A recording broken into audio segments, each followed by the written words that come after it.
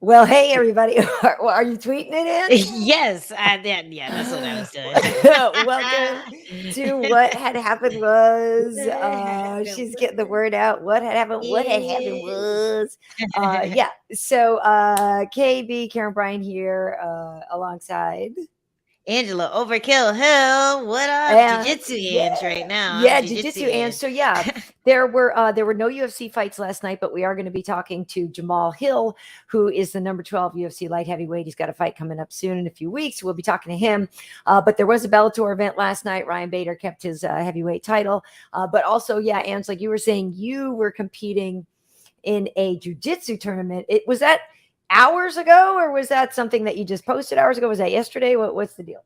It was yesterday. It was Okay. Jiu-Jitsu World League. So it's kind of one of the more chill jiu-jitsu tournaments. And this was my first time doing a gi tournament. So I thought it'd be funny to warm up how I do my normal fights. Because like everyone has that, every MMA fighter has that jiu-jitsu friend that calls their matches fights. And I'm Right. always Of like, course. It's not fighting. like I know. I always roll my A lot of eyes. them say that. Yeah, but it's just like what you call it. Like I started doing it now that I've been hanging around more jujitsu people and doing Mhm. more jujitsu and getting submissions and putting my pajamas on and rolling around. So now I'm calling them fights too. So why not warm up for that fight the way you warm up for any fight? So I thought that'd be funny to post that. But it was fun. It was fun to mix it up. It was fun to feel that competition uh resistance, because when you're just training in the gym, people don't go as hard, they don't try to win as hard, and when you're like out there, they're like, I gotta win, I paid 100 and something bucks to get in this tournament, I better win. So it's cool, it's a cool experience, and I'm gonna try to keep doing it, especially while I'm waiting for my next Sorry, fight. this device lost its connection. Nice, nice. Okay, that's so Was weird. that me? No, that was my you know who. She just all of a sudden bing bonged in and said she lost her connection, but it doesn't matter because Oh, I'm not using it Siri, right now. calm down. So no, but yeah, so you know how I feel about gi jujitsu. You know I prefer that. So how did you feel in that? Because I know you said you actually prefer no gi. So It's different. It's definitely different. I think once I get to the higher belts, it's definitely gonna get a lot more chaotic. You have the girls that mhm. are really good at spider guard and X guard and doing all these crazy inversions. But for now, because I'm still just a blue belt, for Mhm. now I can kind of do no gi with a gi on. And every now Yeah, and then when someone starts scrambling away, I could go, "Ooh, come here," grab their little pant leg or something and bring them back, grab them by the belt. yeah. So I think that's the most fun part, is that you can bully people when you're like more skilled than them. Uh-huh. But the worst part is getting bullied by someone who's more skilled than you. Is just, you just feel like you're getting big brothered. Like you just, it sucks. So Right. I'm learning to love it now that I'm able to hold my own around the purples and the browns. I'm enjoying it a little more. Black belts, it's sad. It's a sad sight to Well, I see. was gonna say, isn't that why the blue belts are always beating up on the white belts? Because those are the only Hmm. ones whose butts you can whoop. Yeah, it's that middle child syndrome. You're just like, finally, some fresh blood. That you can beat up. Well, first, Yeah. before we get too much further, we should say hi to folks because there's a lot of people. You've Yeah. got a lot of What's up, people on your guys? Twitch right now saying Hey, what is hey. happening? Why are there so many people on my Twitch? It's awesome. We Hello. have Distance is saying that Sweet Dreams is going to be a future champ. Let's go. So Distance is here to Yeah. see Jamal in a few minutes. Okay. VT saying, KB, where you? I'm here. We're here now. Saludos, Jesus or Jesus. Jesus, is it Jesus or Jesus? I'm not. I'm guessing it's Jesus. But let's see. Depends. Kevin loved your Hayabusa gi. You were wearing Hayabusa gi, right? Thank you. Yes. I am a Hayabusa athlete, or Hayabusa. I should learn how to pronounce Yes. it. And I had my gloves too. I had my Hayabusa punch mitts. All I was all geared up in Hayabusa. So thank you. It's actually my Yes. favorite gi, and I was happy that it wasn't one of those very strict tournaments where you had to Mhm. wear a white gi, because all Yeah. my white gis are kind of lame. They're very high watered. They look like I stole a kid's gi. So I was happy about that. Yeah. So thank you. Thanks for noticing. Oh, that's cool. Yeah, that's cool. I there are some really, sharp keys out there. Like Yeah. I do love what my friend used to run that Pro Gear shop down, what Gilberto was it Faria, called? who, it was Jiu-Jitsu Pro Gear, and it was Oh, it was okay. down by, I forget where it was. I want to say not quite Huntington Beach or whatever, but Yeah. he used to manage some people. So that's where, if anybody has seen, and if you haven't seen it, you should see it.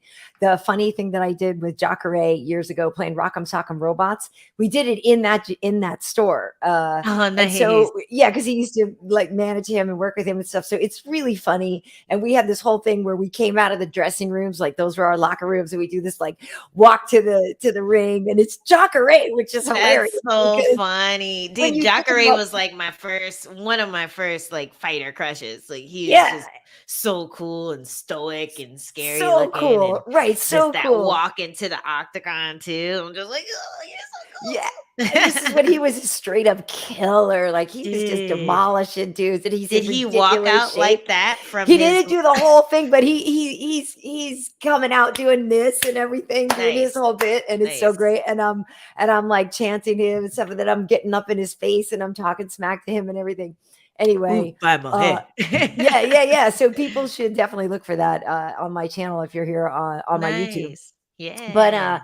But anyway, yeah, like the gis in there sometimes were so incredible, and some of them are so Mhm. beautiful and so expensive. And I know that the Hayabusa gear is not cheap either. So I'm sure when you get those, you are very excited about them. Yeah, people are like, hey, you got a code? What's that code? I need that 10% off. I need that 15 off. Yeah, it's good Seriously. gear.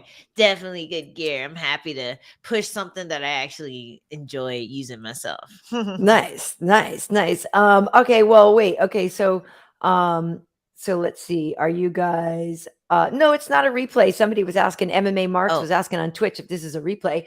It's not a replay. It's We live Sunday the live. 30th. Right now, the Chiefs just lost to the Bengals this Oh. afternoon. And, I'm not trying to tell people what to watch right now, but the Rams are on right now too. And there's a replay of the Australian Open, which is what I was watching a lot of the other day. I already know what Miss happens and everything. Tennis. But yeah, well, that really smoking hot Italian guy, Matteo Berrettini, made it to the semis, and he was playing against Nadal. And he's really, wow. Do Anyway, you but think that amazing the tennis. female gaze does anything for male athletes? Because I know we always talk about the male gaze and how that affects like female athletes' careers, but Mhm. you have a smoking hot like tennis player. I feel like people pay attention more, male and female. They So, I don't know. absolutely do. What are your They thoughts? absolutely do. And because a lot of those guys are, lanky and kind of just average looking. I can't say that there's that many great. I mean, I will say I think Tsitsipas is pretty hot, the Greek guy. I do think Matteo Look at Berrettini him. is ridiculously hot. I Ooh. always thought Roger Federer was very handsome. So there are a few, and yes, the fact that they are attractive definitely helps them, because even on the tennis broadcast, which was on ESPN, it's like a sister thing with ESPN and the tennis channel, I think. But so anyway, they were talking about that Italian guy. And Ooh, even he is the hot. guy, yeah. Oh my I just God! looked up And so Matteo Berrettini, yeah, he's hot, right? Wow. Yeah, and He's so pretty the hot. guy was saying on the broadcast, he said something. Yeah, he's very popular here among the ranks as well. So yeah, he's going to get And the more promotion. He's ladies. going to because he's hot. And if you have a choice between showing a Berrettini match and showing somebody else now, they know they're going to show Berrettini because he's good. He's made it this far already. He's really good, and he's hot. So Nice. yeah. Nice. So guys, just know that if you got that lady killer magic, you can use that for your athletic career. Whatever Absolutely. it may be. So VT says a couple of things, had said first and foremost 250 episodes and going strong. So yeah, thank you for those who don't know. This is our 50th episode, which means we started this almost a whole year ago, and we're still doing it, and we're showing up, we're showing out. And we want to say, for those of you, granted, we were just talking about tennis or jiu-jitsu. That's not usually what we're doing. Usually we're talking about the UFC fights that just happened the night before. But a lot of time we also talk about, different things, different technique things. People ask questions. So since Angie, if you don't know, since she is an active fighter in the UFC, she is there to answer your real life questions about what it's like to be a fighter. And I have worked on the broadcast side of it since 2007 or so, Well, 2005 Yeah. for combat sports and 2007 or so for MMA. And I've worked for the UFC since 2012. So we know a couple of things, even though we're girls. Just a few. Just a smidgen. Just a smidgen of things. But also yeah. then VT is saying that he thinks that Jamal is going to be a problem in the light heavyweight division. You know, it's interesting. I'm curious what you think of his boxing. He says he's got the best boxing in not even just the division in the UFC. And what do you think of his boxing? Ooh, dude, I mean, can you blame him? Anytime he stays standing, he is lighting motherfuckers up. Like it is crazy to see. I think I messaged him once and I was like, dude, quit like knocking out all my heroes. Like you need to stop. You need to chill out. Pump your brakes. Like know your place. And he just like laughed it off. But man, it's serious when you put him up against these just veterans and he just got in there. Like he's only been in the UFC for a few years. So it's crazy to think how many names that he's taken. But his hands are on fire. I don't know. Some people just have that power punch. I actually want to ask him what his secret was. And I slid into his DMs and asked him too. But you know, he was telling me when I get back into training, he's gonna let me know. So we'll see if the real secret stuff he can lay on us or if he'll give us the broad version and then tell me the actual secrets later. But I do want to know what he feels like his secret is to landing those knockout shots because he does it so often and it's always nice to watch. It's always money. Well, I tell you what, we can ask him now because here is number 12 UFC light heavyweight. Oh, he was there a second ago. Wait, oh, no. where'd you go, Jamal? I saw you a second ago. Come back. We need Come to talk back. about He your was hands. just there. Okay, wait. Okay, he was Let's try just again. there. It was like it was the perfect lead in. Where did he go? Oh, he was perfectly there. But yeah, I want to know. Okay, there he is. Okay, so here we go. Here he is. I'm like, dude, we just set you up and then it went away. How are you? Number 12, light heavyweight, Jamahal Hill. What up? Thank you so much for joining us today. What's going on, people? How y'all doing? Hey, We're doing good. good, good.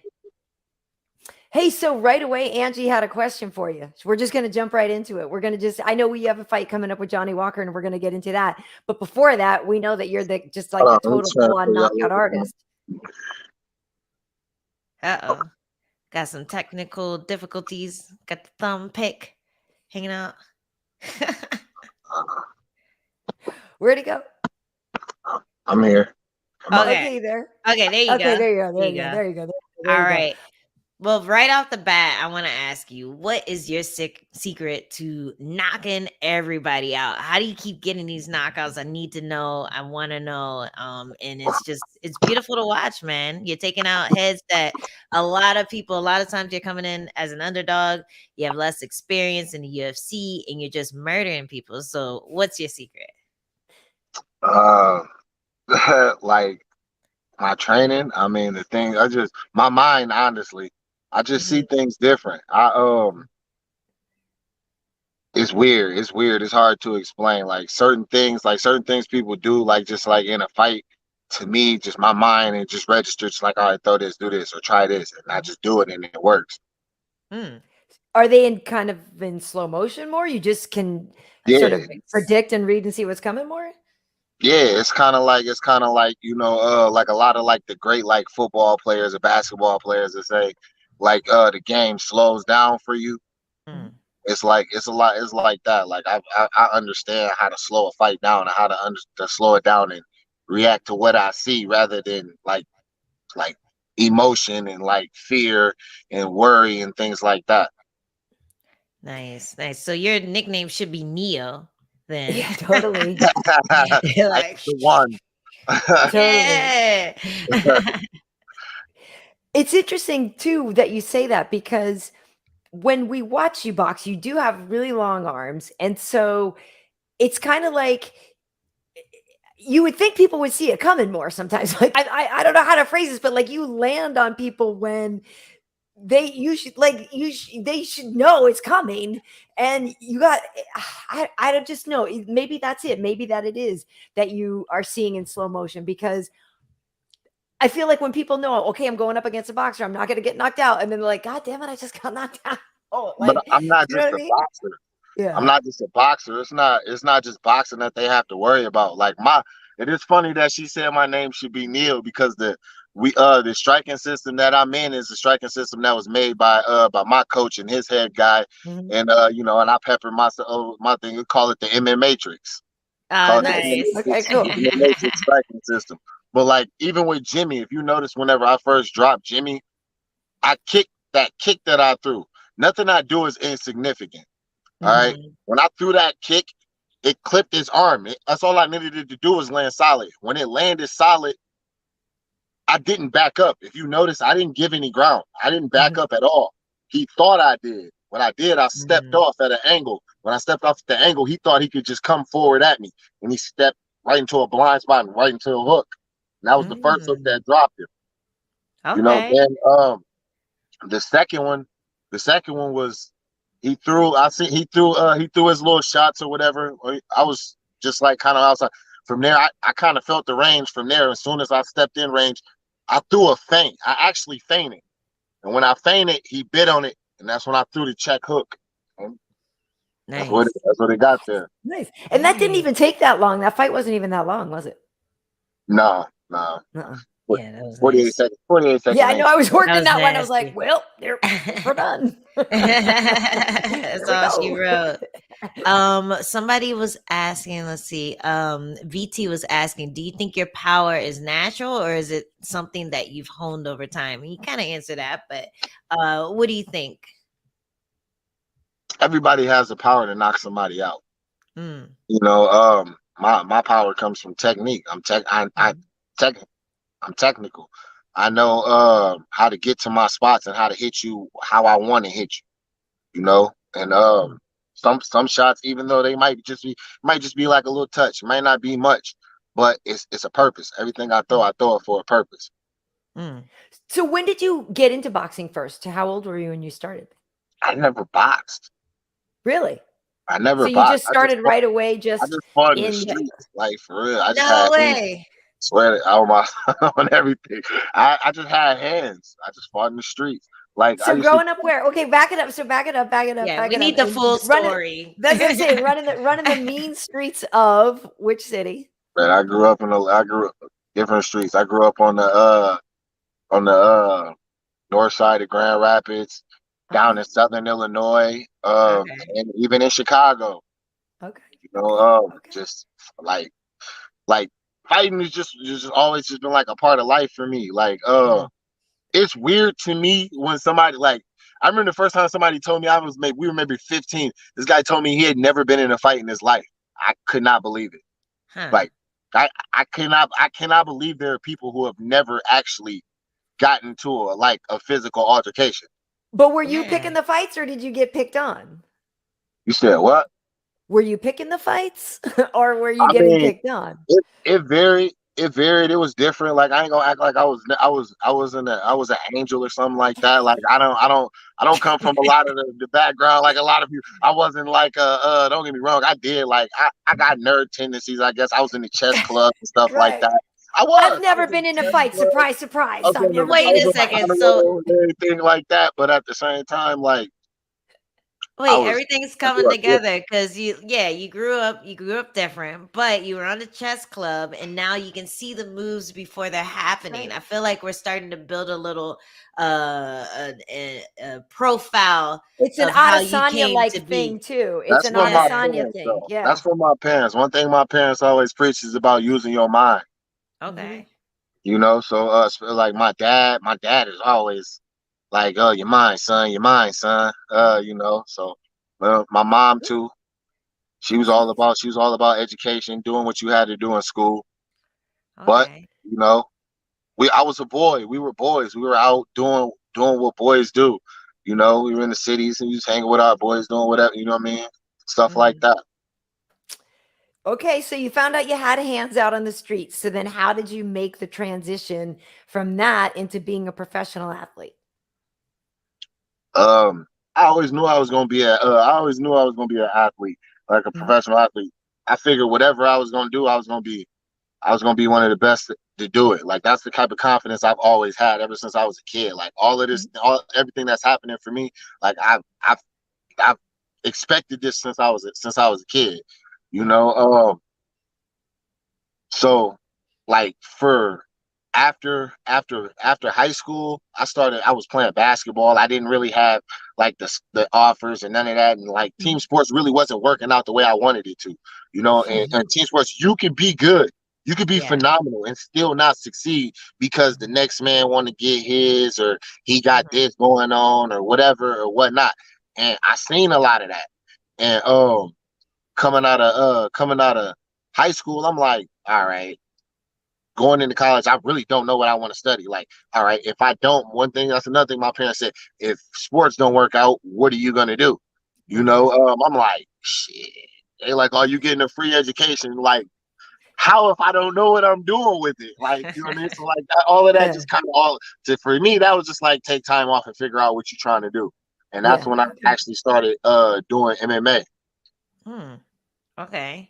And when you started doing an MMA, did you have like a base already, or was it just straight from street fighting to going to a gym? Like I did taekwondo and stuff when I was little. Okay. Like I got a lot of family members, a lot of family members that was in the military. Like my dad was in the military, my aunts, uncles and stuff. So like I was shown little things every now and then. And also my mind was just always different. Like if I see something, like my mind breaks things down. You know what I'm saying?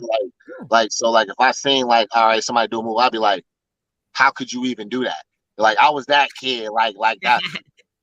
There's a lot. Well, were you a good student too, though, then? Or did you not like school? I was a good student.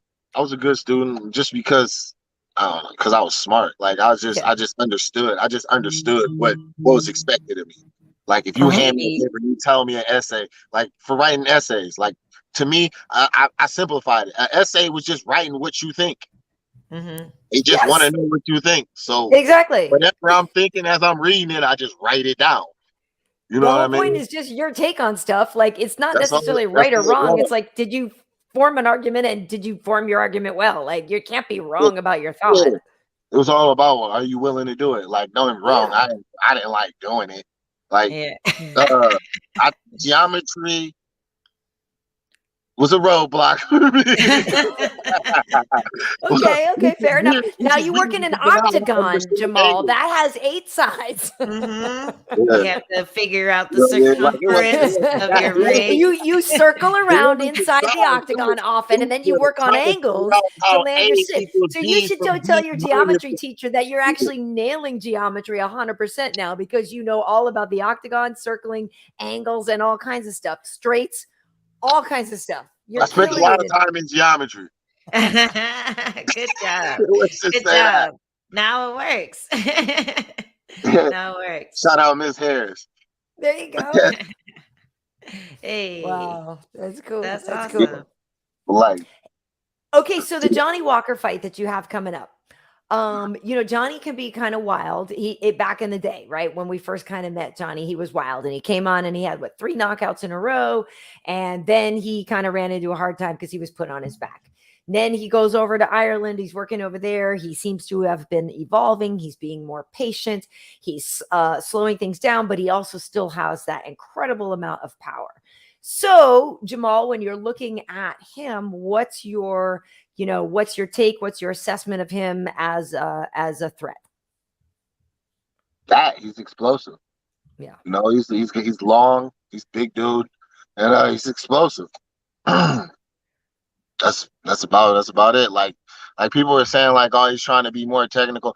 Either you got technique or you don't. Like what did y'all see that saying, oh, he's being more technical now because he threw more feints? What did he do with them? What were they setting up? What were they feigning to? What did they amount to? Like, they just amounted to a boring fight. Like, I cannot say enough how hard it is to watch that fight. Like, oh man, like it's like my new bedtime story. Bro, wow. It's boring. It's a tough watch. It's a tough watch. So what do you expect him to do to you, though? I mean, do you think he's? I mean, I look at it like this. I understand in a fight, there's people can be like, certain people, yes. What they're going to do in a fight, yeah, all right, he's going to come out, he's going to wrestle you. Honestly, that dude, That's just how some people are. You don't know how a fight's gonna go. All right. So Right. he can come in, he could try to grapple me, he can come in and try to do anything. So I just prepare for everything.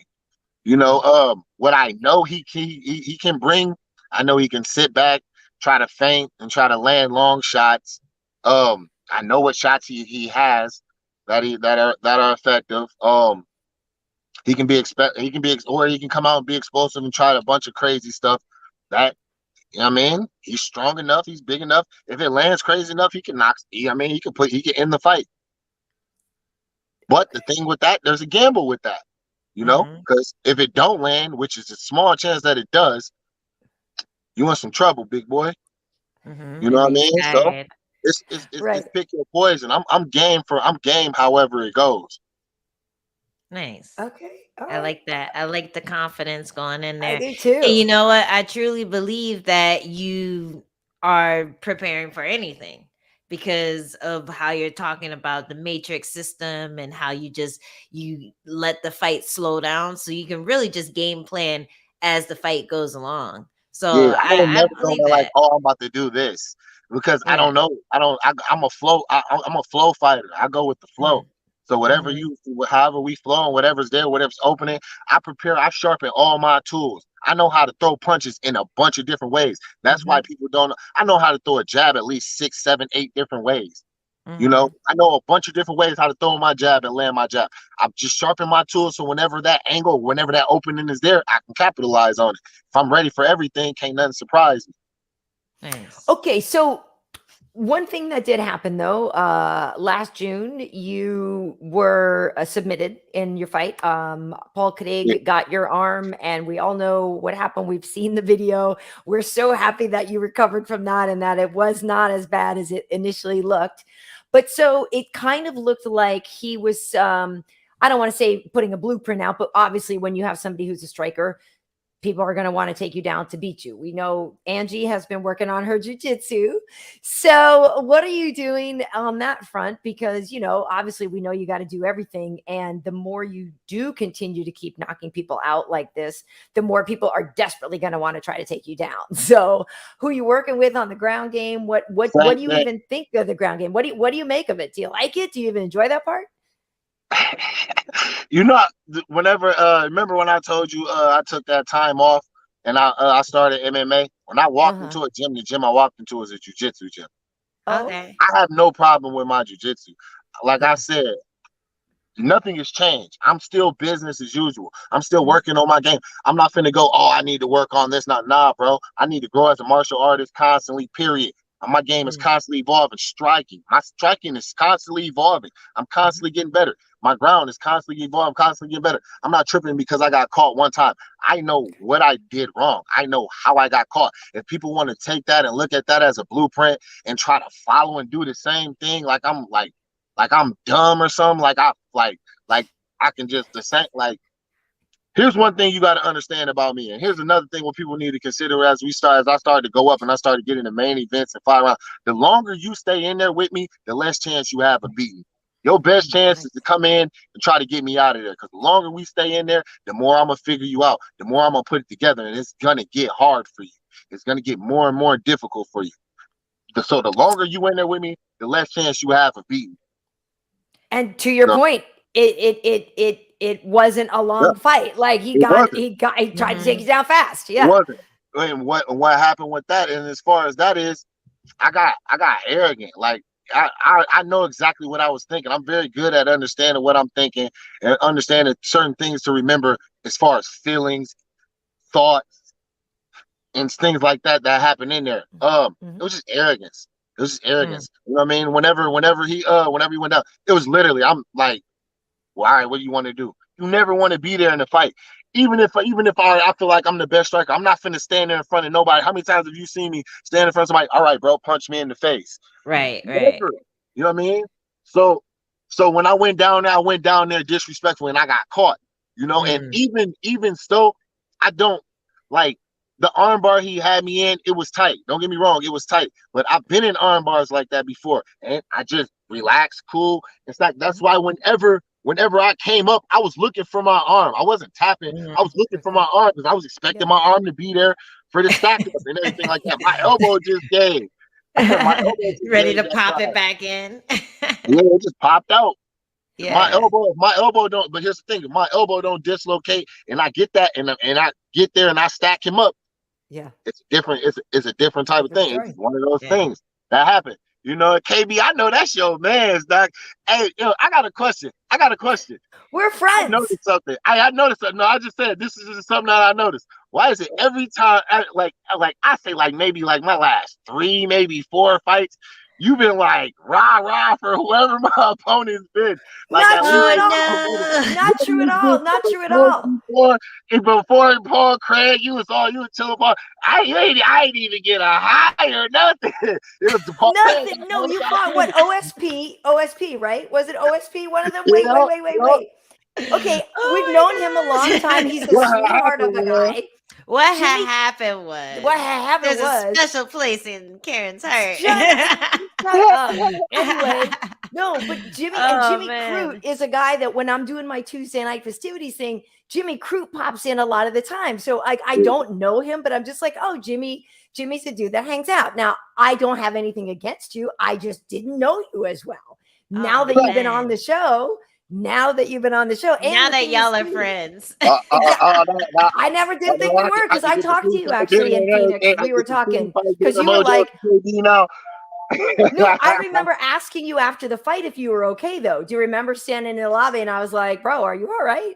You know what I mean? With your arm and everything. And you were like, yeah, I'm good. I don't remember. I was on morphine and fentanyl. Plus I was getting drinks like all night. Like, come on, man. Of course not. No, because I talked to you in the lobby and you had your arm and you were and I was like, yeah, like, are you okay? And you were like, yeah. And you could tell that you were just like you just said, you could tell that it was a humility thing. Your pride was hurt a little more or something. Like you didn't want the arm. Here's the thing. Honestly, and it's really what people should really understand. Yeah. I am not tripping about that loss. I have been doing jiu-jitsu. I've been doing jiu-jitsu for 12 years. I've been caught by white belts before. I've been caught by white belts. I understand you can make a mistake and be caught. So that's what happens. And I address that. So there's no point in me hanging on to that. In order for me to keep, if I'm telling y'all I'm steady evolving and I'm becoming a different fighter, why am I tripping about the fighter that got caught in that? You know what I mean? Y'all talking about somebody who I don't even know no more. Well, exactly. You know what? I can relate to that because anytime because I was in the UFC since my first MMA fight. I've been in the UFC.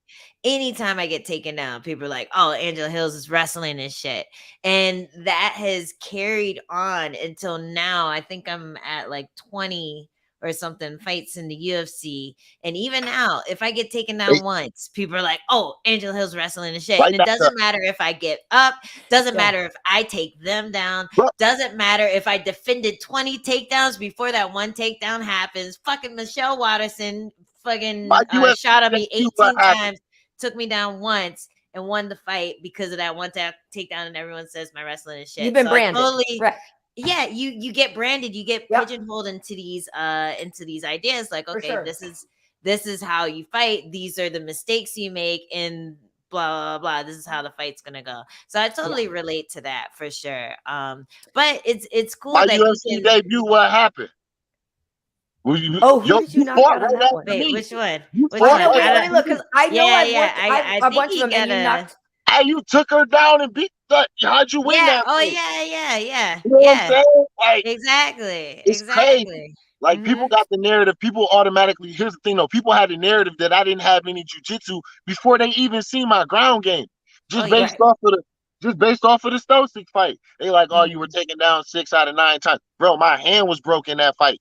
Now, people so smart, go back and watch that fight, slow it down, and look at what my defensive would have been for the takedowns he was shooting for, and where I would have had to put my hand where it was messed up at. It's a place that it's not good for me. So I'm not going to do that. What did I do? I prepared for when we hit the ground. The minute we hit the ground, I was in control, right back up to our feet every single time. Nice. You know, one thing I do want to ask you, and I'm sure you've heard this. People sometimes look at you and they go, I bet Jamahal could be a middleweight. right? And they just, some people think maybe because when you do look at some of these guys that cut hard to make 205, you look like you probably walk around pretty close to your fight weight, which is probably no. Oh, he's Because you hiding look like you don't, and you look like a guy who fights close to his natural weight, who feels comfortable in what he's doing. And when people say, oh, he could probably make middleweight, I'm like, I don't know. People used to say the same thing about Shogun, and they didn't realize he's really broad chested or whatever. I don't think people necessarily realize maybe how tall you are. Was able to do what he was able to do. My bad. I ain't mean to cut you off. My bad. Well, no, I'm just saying, is that a possibility? Like, is that anything you ever actually considered? Is it even possible? You asked me a lot right there. So first, as far as Shogun was able to do what he was able to do at a time where the athletes weren't what they are now. You know what I mean? It was a different era. It was a less, we'll say, skillful era, where you could just be a brawler and a tough guy and you can get away with that. You know what I mean? As far as my build and how I look, my build is fit exactly how I was supposed to do it. I'm built how I'm supposed to be for how I fight, what I'm supposed to do. Most of the dudes in my weight class, they look bigger because they're muscular. They have bigger, bulkier muscles. They have bigger traps and triceps and things like that. And that's true. I don't lift to build those things. For the simple fact of, all right, if name somebody who's jacked as shit in my like Costa, Ankalaev or somebody like that, right? Who's just like muscle, right? Or Ankalaev isn't really jacked like that. Or so Iwan Kutalaba. Rakic is pretty fit, but he's kind of lean more. Well, Jimmy Crute's pretty ripped. Jimmy Crute's got a lot of muscle. I'd say Crute's not that. I'd say we're talking big dudes. If we're talking big dudes, Johnny Walker is a big dude. Yeah, Johnny Walker. There you go. Yeah, it was right there. All right. Johnny Walker's big. You know what I mean? He's got big muscle. He's got big muscles. Yeah. If Johnny Walker threw 100 punches at the speed that he needed to actually land each one of those punches, but he didn't finish the fight, how much gas do you think he would have left in the tank? Yeah, none. Yeah. It's not a dip. Believe me, we know that the guys gas out when they're that muscular. Anybody, Jan Blachowicz. If you notice, a lot of the fights at 205, they stand back, they're here, and then it's boom, boom, boom. All right, sequence. All right, maybe it's a counter. Boom, boom, boom. Sequence is counter, and then it's a lot of sit back. I'm all action. All action at the whole fight, all time. You gotta keep defending. That shit that you want to, all right, man, maybe I can eat this shot. You're gonna have to eat that because it's gonna come every single time from me. Every single time. You're not gonna get no breaks. You're not gonna get no pauses. I'm on your ass from the time that the bell sound to sound. You know what I'm saying? Yeah. All them big ass muscles ain't built for that. Mine. That's what I'm saying. That's what I'm saying. You look like you walk around close to your fight weight because that's what I'm saying. You look like you're actually so natural in there, and you feel you don't look like you get tired, right? Because you look like you walk around like that. Last fight before Jimmy Crute, I got up to as high as almost 250 pounds. What? The fight before, when I fought Paul Craig, I got up to I got up around 240. Before I fought OSP, I was up around close to 250. Before I fought Clitson Abreu, I was around close to 240. Like, I'm not a little dude. And every time, and like real talk, and a lot of times people say that, and then I'm thinking, and every time we get there and we get in these face-offs, I'm bigger than these dudes are. Yeah, I was bigger than OSP was. He was more muscular than I was. But physically, I'm not trying. I never said you were little. I'm not saying that you are. I'm just saying people in general. If I was saying specifically you, I'd be like, you. Like you did earlier. You are, because you're like 6'5". Are you 6'5"? I'm 6'4". Okay. 6'4". But you got the legs though. You got the legs of light heavy for sure. Like those that's where the power comes from. I feel like you're like moving, you're able to go back and forth, in and out, and you can see it in the hips. That's all I'm saying. Speaking of which, how many children do you have? I mean, kids, I got 6. 6, okay. Dang. That's Okay. it. Yeah. That's a How? lot. What's the age range? My oldest is 15 and my Oh my youngest is god. 3. Oh my god. Do you train with the Wow. oldest? Does the oldest train at all? Does he have Nah, No. any interest? she not into training. She played Okay. basketball though. I actually just took her, which is strange. I just took her shopping for her homecoming dress and homecoming shoes and all of that Aw, stuff. So Oh I that's my just did all of sweet. god. that yesterday. So I bet yeah. she's taller than all the boys, though. She said she's what? I said, I bet she's taller than all the boys, though. She all right. She about like about 5'3" maybe. Oh, Oh, okay, okay. yeah. She's my height. Yeah. Eventually, she'll get up. Eventually, I was the one. Yeah. I was the one who was like 5'8" in 5th grade. I was like, well, I guess we're here now. So, Looking down on everyone. yeah, like, well, yeah. okay. And how it goes. Okay, so one question I have, Ange, you when we were talking about this show and we were promoting it, you're like, and my cousin's gonna be on. Okay, Yeah. are you guys actually related? As I was wondering about that. I was like, I don't know. Maybe they actually are.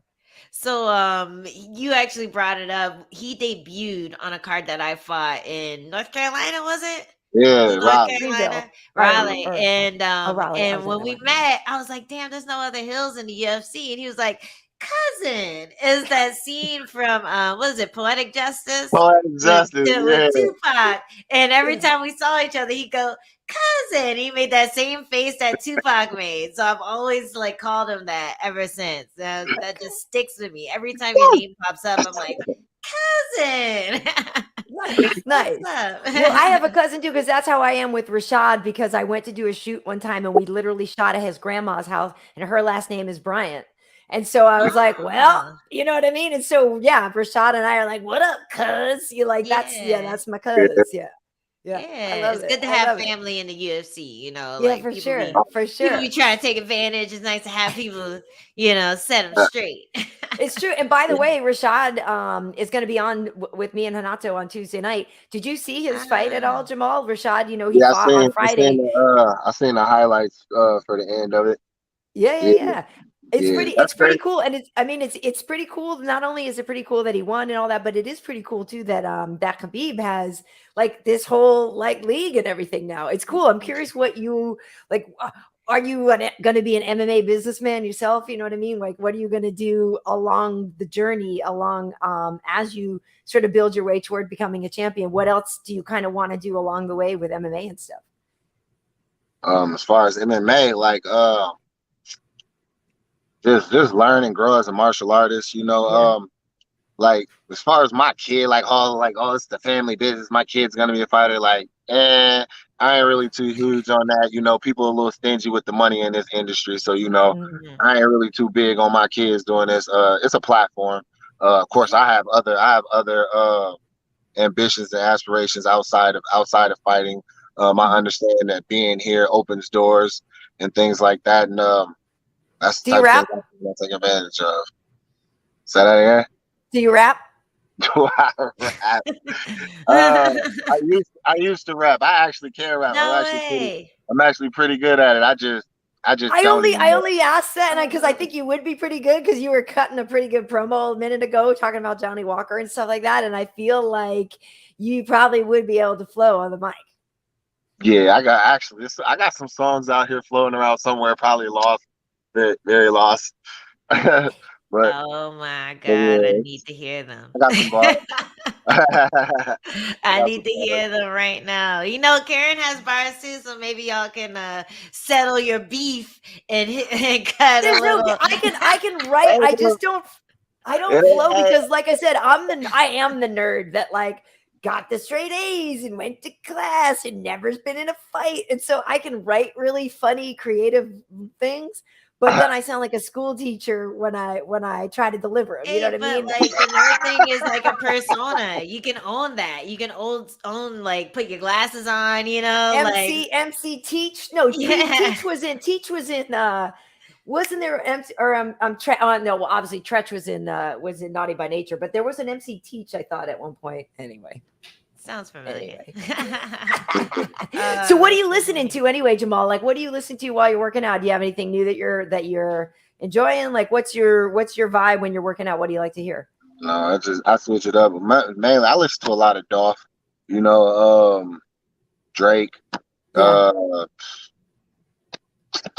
Yeah, Baby, Lil Wayne. I listen to a lot of dudes. Kendrick Lamar. Like I listen to a lot of dudes. Just I mix it up. I like a lot of different songs. Phil Collins. You know, I might I actually spar to Phil some Ed Collins, Sheeran sometimes. wow. I like to spar to some Ed Sheeran sometimes. Okay. Okay.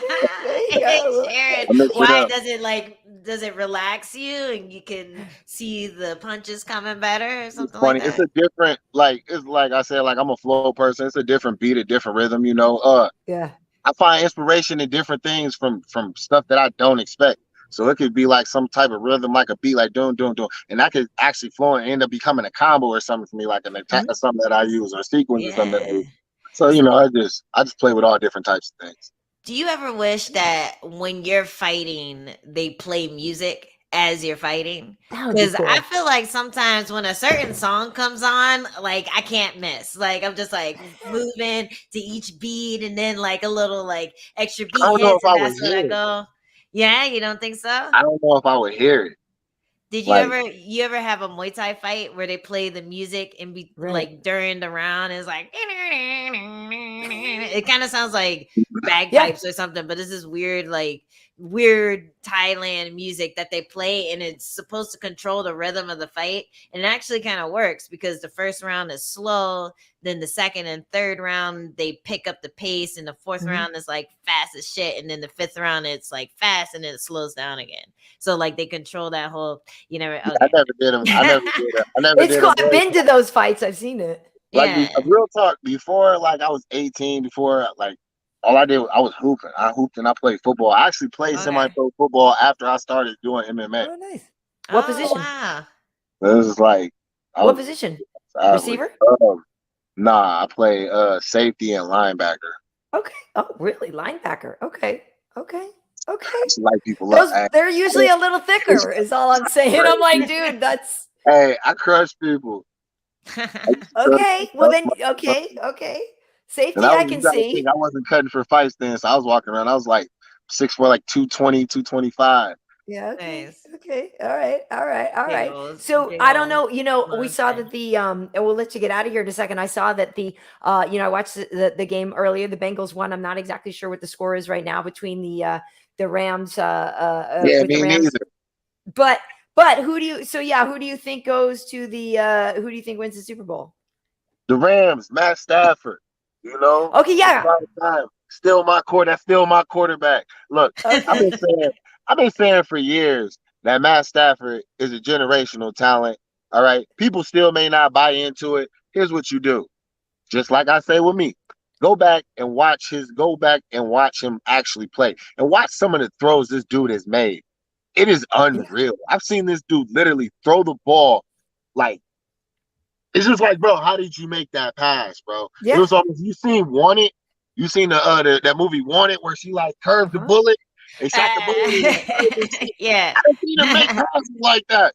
Bro, Oh, the I dude got is to go to the wild card game a couple weeks ago at SoFi, and it was great. And so yeah, they won that game. That was really fun. So right now it looks like the Niners have a 10-point lead. 6 minutes ago they got a 10-point lead.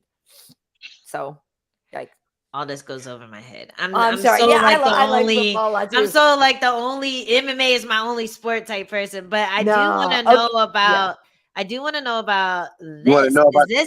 Is this I new thought you got- for Yes, I you? wanted to ask you yeah, about that too. Good call, Is this Ange. I wanted new to ask. training like this? So a lot of people in my area do this thing called deep end fitness, and it's like they practice going underwater, holding their breath, carrying boulders, kind of like what BJ Penn Mhm. used to do in Hawaii. What is that something new, or have you always done like underwater training? no, that as was part of- so my trainer met the guy that was actually at a friend's house that my trainer had met and linked up with a while back. He lived out in Arizona, so when we were out there, we went out to his house and we were doing those exercises. Like I swam a lot as a kid, so I actually want to incorporate more water workouts and stuff into that.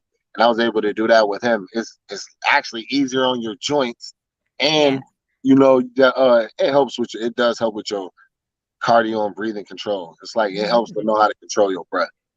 Yeah, for sure, for sure. Do you like it? Is that is this the first camp you've done it, or have you done it before? No, that was the first time. Okay, you liked it? Yeah, it was good. It Usually looks cool. I wear like one of those those Oh restrictive yeah. breathing masks. Yeah. I use those too. No, Okay. the water stuff I think looks so cool. I love swimming too. And I've seen like, yeah, a lot of people doing the underwater fitness and everything. That looks really, really cool. So, It definitely does. All right, well, cool. Well, listen, I know, like you said, you just got your daughter her gear. When is the dance? When is the homecoming dance? Is it next weekend? next Saturday, yeah, it's gonna be next Oh. Saturday. Are you So gonna what's her scare curfew her going to date? be? Yeah. Huh? Scare her date. What time she You got to gonna be home? scare? Yeah, Right yeah. after the dance, who you think her ride is? I might even Oh test man. her on. I wanted to buy me a new suit anyway. Ah, that's so Nice. funny. That's great. That's awesome. I ain't gonna lie. I thought for sure you was gonna ask me the question. When somebody asked you to ask me about my chest tats. Why Oh, do Oh, I yeah, people did so, right. want to why do ask you people so that. obsessed with tattoos and the like? Why everybody so obsessed with my tattoos? They want to know you. They want to know about Yeah. What's you. the Like it must story? be important if you put it Every on your tattoo I have chest. means something. Like I feel like everybody should. I mean, you Well, just so can you talk about it, or is it like personal? You want to keep it to yourself? no, ain't nobody ever asked for real. Yeah. So what is Nah, the like chest tattoo? nah. Anybody from Grand Rapids or from Michigan knows what my chest tattoo means. The thumbs up is for thumbs up for the north side. Up, north is up. Okay. Thumbs up, north side. Ah, I grew up on the north side of Grand Rapids here. Well, okay. because Michigan isn't that the mitten, right? The murder Mhm. mitten. That's what it's called, the murder mitten gang. Oof, that's why I And used I to be good didn't at know it. fighting. I didn't know it was the murder mitten. I think Kiesa told me it was the murder mitten. I knew Michigan was the hand because I had friends from Ann Arbor. But then he said the murder mitten one time. I think he might have even said it on the air, and I just about fell out. I was like, Yeah, "You it's did not murder just mitten. call They it call the it Grand murder." Rapids. Grand Rapids is Guru. Oh man. That is so funny. Hey, Hey, so hey, no, one question it's funny. It's funny in hindsight when you look at it like that, but it's actually called those things for a reason. A lot of people Yeah. are laughing for those reasons. Yeah, it's Yeah, rough. it's rough. It's rough. Hey, listen, have you gotten to fight for a crowd? I can't remember if you were on one of the pay-per-views, or have all your fights lately been at the Apex? Or like, oh no, wait, and Phoenix was a crowd, right? So Phoenix what's and the Raleigh. right? Phoenix was a crowd, right? So Yeah. what do you make of the difference? Because like some people have really been loving the no crowd thing, right? Because they feel like it's just easier and it's more calm and it feels like I'm in my zone. It's like a training session. I don't get the angst. But then other people who feed off a crowd, which I kind of feel like you feed off a crowd a little more, like maybe miss that a little bit. So what's your take on it? All right. So here's the thing. I look at things like this. So there's pros and cons to it. So if you're looking at it from just a business aspect, like, all right, I'm just trying to go in, fight, do my thing. You don't need any distractions. You need to stay Mhm. focused and things like that. The Apex would be better for you because it's more of like, all right, business as usual, like type of thing. But bro, I worked hard to get here. You know what I'm saying? Like Yeah. the crowds, the events that are at the event, those are more eventful. Like even the whole week, everything you do the whole week, you're moving around, interacting. You interact more with fans. You're not even allowed to interact with fans when you fight at the Apex. You are in the hotel. You know what I mean? Yeah. And you don't fall out there. You in the hotel. You're not. Too You know what I mean? much. Too much. Like I Yeah. know. it's all the way. It's all the way different whenever you fight somewhere else. So yeah, it has its pros and cons. So Yeah. you're fight. Yeah, you're in Johnny. Where is probably at the Apex, or are you on the Columbus card? What? It's at the Apex. Yeah. Oh, The wait, Yeah. because I 19th. you're on think most of February them are 3rd. Apex Yeah, we should say coming to up. everybody before we let you go, your fight is on February 3rd. February which February date? 19th. It's the Right, 19th. Yep. the 19th. Yeah, I'm pretty sure I'm working that one. Nice. Yeah. Are you, Very Ange? nice. No, I don't have anything scheduled Oh, yet. Like no fights. I wonder who her pick gonna be. Who's Me, I Karyn's lose. pick? I, Oh! I don't do picks. I don't do picks. And I would definitely, I mean, no disrespect to Johnny Walker, but yeah, I would definitely pick you in that fight. Regardless. Like, yeah, you're like it's like what you said, right? When you first got here, you are knocking sons of bitches out. Like at this point, I think, I mean, right. So you're number 12 right now. I mean, Johnny, has faltered a little bit, but he's fought a lot of top competition. So if you can beat him, who do you think you would call out next? Because you'd be able to make a jump. Like you could start calling out like number 6 or number 7 if you want. I don't feel like I'm making number 6, number 7 money. So I think this is about for right now. This is about as far as my call out. Let's go. We'll see what's popping at me. We'll see. And when you did mention that earlier, I wanted to ask your you last how fight you felt about the Ngannou stuff, about the whole fighter pay, demanding more, not just more money, but freedom. What'd you think about all of that? I mean, we signed the contract. It is what it is. I look at it like this. I understand that the UFC is the biggest platform, so that's pretty much where that diamond stops rolling at. Like, as far as making money, I like I said, I understand things as far as the pattern and things like that. So I've done a couple of contract negotiations, so I got an idea of how this is going and how it goes. Like, look at the Francis Ngannou card. You seen the reports? How much did they pay out the fighters for that whole card? Right, it was like $1 million something. Like 1.4. How much did they make? Yeah, I don't know how much they made, but I know it's more than that. I did my own research in this. You know what I mean? People might be mad. They might be mad or whatever. Me talking about this, it is what it is. We got to do our business, whatever I say. Hey, I'm gonna do my job. You know what I mean, and all of that. But I mean, I'm still not no dummy. But at the same time, no. The Usman fight, the Usman Covington, the Madison Square Garden card. I seen for pay-per-views they brought in, was it 56 million, and then the gate was like another 10 million. They paid out a total of maybe like around 3 million and some change out to the fighter. Wow. Plus whatever they made off sponsorships that we don't get paid for. They did this crypto.com deal, a bunch of money we not gonna see, and all of this and that other stuff. Yeah. So, you know what I mean, pretty much pimping us out as billboards and everything like that.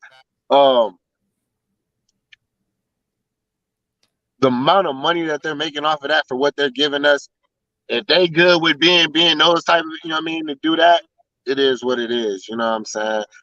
I'm a right now, my life is good. I'm making my money and everything like that. So I'm gonna do that. And whenever that starts to become a problem for me,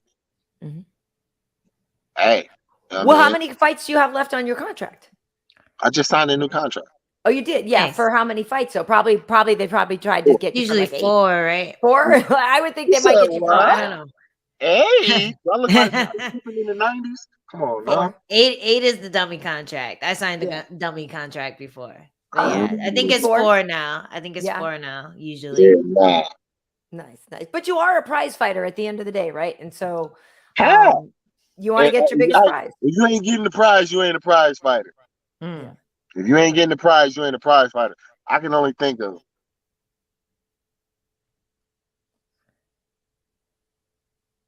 3, maybe 3 prize fighters in the UFC.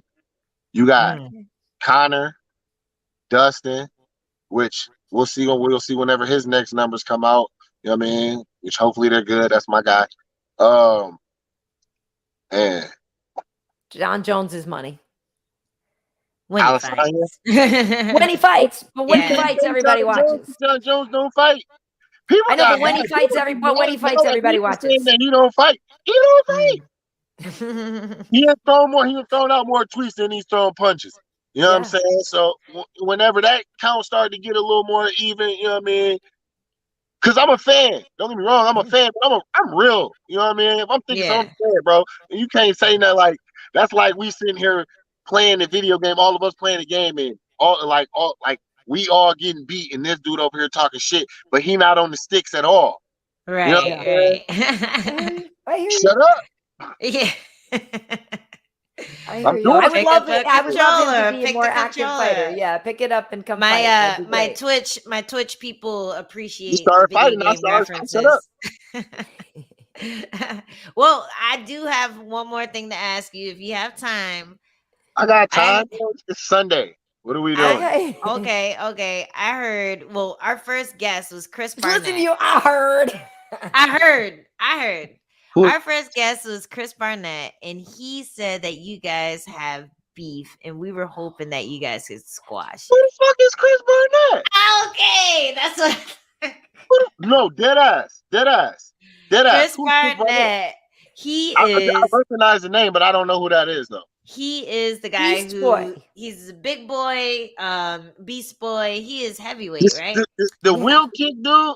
Yes, Will at Madison kicked Square it, Garden yes, over he John danced Galante. into- So he said that y'all had beef. You were mad at him for not taking a fight with your boy. We ain't got Okay. no beef. Okay, Bro, okay. bro, see, look, that's just somebody just talking. Like what I said was, yeah, I was upset that he backed out of the fight for my boy. Multiple people had backed out of the fight from fighting my boy. You know what I mean? Consecutively. You know And what I'm who's saying? your boy But again? Just so the chat Brett knows. Martin, my dog, big dog Brett Martin. He should already Okay. be in the UFC. He's already beat dudes that are in the UFC. So Okay. he's trying to get fights. People don't want to fight him. You know what I'm saying? Yeah. I understand his situation. You got called up to fight for the UFC. I get that. The fuck? What's not to understand? I did the same thing when I signed the fight for the contendership. I already had a fight. I was on my way to training, going to go. I'm like, yeah, that fight's done. No, Yeah, UFC. Yeah, right. UFC Yeah. over fucking Right. ticket People sales. understand. Yeah. Right, exactly. For sure. Okay. Now, wait a If minute, I hold if on. I It's talk like- to him, if I see him, I'll let him know that there is no beef and you would have done the same thing. Hey, look. If somebody said if you know me, I don't want no problems. But if somebody got a problem, I say no problem. You know what I'm I saying? don't think he wants to fight you. I think You know what I'm he's saying? just I think Like, he was just understand upset that by little your knee kick, reaction. the little spinny kick he did, and that was cute and everything. But come on now, big fella. Come Okay, on now, so- big fella. Oh. Speaking of big fellas, what's your take on Glover Teixeira versus Jiri Prochazka? That's your division. That's Is that how you who's say the his top name? right. How you say his name? So yes, Tell me. Jiri Prochazka. Jiri, like Jiri? Jiri, like It's not Jiri. Yuri. No, it's not. It's spelled Jiri, but you pronounce the R like a D, kind of almost like the Portuguese thing, where it's like Jiri Prochazka. Prochazka, I not get that, Projaska. but my little brother's name is kind of like that. Yeah, Jiri Prochazka. Jared. It's Jared, Jiri. but it's spelled Yeah. J-R-I. Yeah, but Oh. you know, he's kind of wild and Yeah. unpredictable, and we've only seen him fight a couple times in the UFC, a few times. We know Glover. We know how good Glover is. We know how durable Glover is. We know, you know, that he's the champ right now. And I'm curious what your take is on that fight. How you think it goes down? All right. We're gonna speak solely on the fight. All right. Yeah. So when it comes to that fight, Glover has shown that he can be hit. All right, early. He gets hit early. All right. The thing with that is Yuri's a flow fighter. All right. He's kind of like how I am. He's kind of like me. He's a flow fighter. You can't let somebody like that get downhill hitting you from the beginning, because those punches are gonna add up, and then he's gonna start to get more confidence. He's gonna start to get your time, and he's gonna start to turn it over more on you. So you're gonna start to get hit harder and more and cleaner. Not a place you want to be. That being said, I think Glover can close the distance and he can get a hold of Yuri. He can control him. He can put him down and things like that. But it all depends on the mindset, because if Yuri is like understands that and he's like, all right, I'm gonna make it difficult for him to grab me and make him take some damage coming in, that's a different fight. As opposed to if Yuri's like, oh, I'm just gonna stand here and I'm gonna land some shots and I'll put him out because he takes shots early. That's a different But thing. his chin is still pretty good. Like Glover's chin is hauled up, kind Dude, of. that's the thing that gets him listen. past it, you know? Like, it's that zombie effect. That's some media shit. Listen, that's some media video game shit. He just ain't been hit in the right spot. He has. He has. Let's not act like he hasn't been touched and been slept. You know what I'm saying? He just ain't been hit in the right spot. Anybody, all that whole, he's got a chin, he's got a heart, that don't mean shit. All it takes is for the right punch to land in the right spot, and you will go to sleep. It doesn't matter who it is. It doesn't matter who's hitting you. Right punch, right spot, you go to sleep. Period. So where's the spot? Because I keep missing that shit. I know Angie needs to where's hit the the spot. Look, I need cuz, It's right here, right? Show her the Here. spot. That's one of them. That's Okay. one of them. But the thing is, all right, understand this. This is what I want you. This is what I want you to think. All right, I'm trying to. When you striking with somebody, especially when like, all right, let's take Michelle Waters. The only thing she had was to push you back with her foot, with her lead leg. That was it. All right. So the thing with that is you adjust if you had to turn just side a little bit more sideways, just a little bit, where that brushes off of you now. You take away that initial push and you establish your base right there. You can land your shots while she's coming to you. You get what I'm saying? Yeah. Certain things, whenever you deflect somebody's punches, like you catch a jab, you can go right over that. Most people, especially somebody swinging and they're dropping their hands, I guarantee you they won't block it. You know what I mean? Just the angle, just that little step off, a little angle change a little bit to where you land just a little bit more flush, and you stay in just a little bit closer to where you land a little bit more. You will break every single chick you fight. You would have broken every single chick you fought. Okay. And does you know seem- what? It is something that I've been working on. When you mentioned your last fight and you say you stepped to the side and stayed in the pocket, that's something that I notice I make the mistake of. I'll land hard and then I'll disengage. And I won't disengage like crazy in circle, but I'll just pop out. Just get back enough. But just you getting back that little bit is enough for her to realize, oh shit, I got hit hard. I need to be on my P's, Q's. And they tighten up just a little bit. Even just a little bit. That takes opportunity away. Don't let that happen. Don't waste that opportunity. You know what I mean? How many times you see people land a solid body shot? You know what I mean? Then they back up. And it's like, that body shot is not gonna add up if you don't land another body shot for another minute or two. It doesn't mean anything. Yeah, well, and that's so true too, because honestly, what is one of the major critiques sometimes of women's fights is they punch the crap out of the 2 inches in front of the girl, right? It's the distance control, and so that's Michelle Watterson fight. But that's what, but to Jamal's point is if you close that distance more, and if you stay tighter in some of that range, sometimes and understand you gonna get touched. Understand I was just gonna say you're gonna take something. One thing you notice about my fights, I understand that I'm going to get touched. Even in the OSP fight, if you notice, it wasn't like he was. They thought, he's hitting, but if you look, it's a brush. It's a difference between getting clocked and getting, you know what I mean? Yeah. And just getting touched. Accept that little touch, roll it off, understand how to deal with the momentum of a punch, and then you can land on people clean, like. Nasty. Yeah. And you know what? I do feel like that's why a lot of my fights are judged closer than they should be, because I'll be in that pocket and hanging out in that range where I'm hitting, but then they're grazing, and then I'm trying to hit back. But being comfortable in that area, to look like it's a lot more even than it is. Of course, exactly. Of course, have you ever recorded yourself sparring? Yeah. And watched it back, and then you look at some shit like, damn, that did not look like how I thought it looked in my head. Yeah, exactly. You gotta understand and it that happens when both you're fighting ways. too. Exactly. You gotta understand that when you're fighting too. So when you in there, all right, I understand. Bang, I'm in here and tight, and I just landed this little enclose shot. It might have even hurt her. The worst punch, the most effective punch I landed in my Contender Series fight, people didn't even see it. The commentary didn't react to it. Nobody else even knows that it happened. You know what I'm saying? But it was really the shot that really hurt him. It was just a little short. It just caught him right on the chin and enough to jam up his neck. You know what I mean? Yeah. It's the little things. It's the little things people don't see. And another thing that made me realize it was, I don't know who does the punch counts in these fights, but if you go back and you watch that Darko Stosic fight, I landed damn near everything I threw. Everything else, whether his hands was up blocking or not, my punches were still landing. Okay. It's just that little. little turns, little things. Whenever you start to understand, you can distance, Yeah. Okay. angles. I'm about to start Like, knocking people out like my I was just cousin. gonna say, Watch and out! so Watch out! are Watch you out, y'all. usually do you mostly do all your training up in the Michigan area still? That's where you're still based? yeah. I've been with the same dude since I was 18. The same coaches since I was 18. Same Wow, team. and never had any desire to go dabble and take some of your coaches and go try out some of these other gyms just to get some new looks or some new Yeah, sparring partners? I go and get new bodies like Rashad. Like I'm a like me and Rashad Evans don't know each other, but I'm acquainted with Rashad Evans back. He started at Mercy. You know, I Yeah, go up to he's from Mercy all yeah, the time. exactly. He's from Mercy, they're my dogs. Anytime we at the park, anytime I go up to Lance, anything, I link up with them. That's who I kick it with.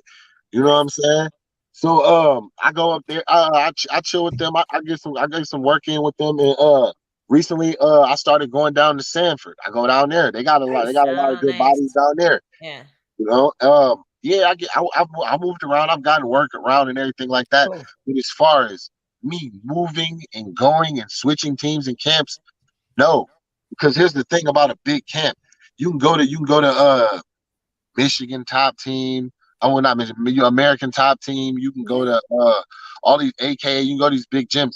The chances that you're gonna be training with the top with that actual trainer that built this gym and all that is very slim. You don't have that stuff. When I have a fight, the entire focus of my gym, my coaches, my training partners is that fight. Yeah. You can't Yeah. beat that. No, Yeah. Yeah, and it's that's like nice. the best. I feel like that's the best way to go about it. And especially since COVID hit, you see a lot Yeah. of the big gym formats kind of dissolve because people Mhm. can't come through. Gyms are getting shut down because there's too But many they only people work in with their there. top guys. Yeah. Exactly. So now Yeah. the little guys are scrambling, and now you see the little guys who aren't a top guy yet, they become top guys because they're getting that attention because there's And no that's distractions. why I So like our Yeah. structure. Like I got young dogs that's coming up under me. It's a family. So like them, those are like my little brothers. It's just like think of like the Manning household. You think Yeah. Peyton was like, he was going through high school. He in the same house with Eli. They didn't share notes. Like, hey yo, Right. I seen this from this defense. That's like, all right, but this was working for this. You know what I mean? Like that.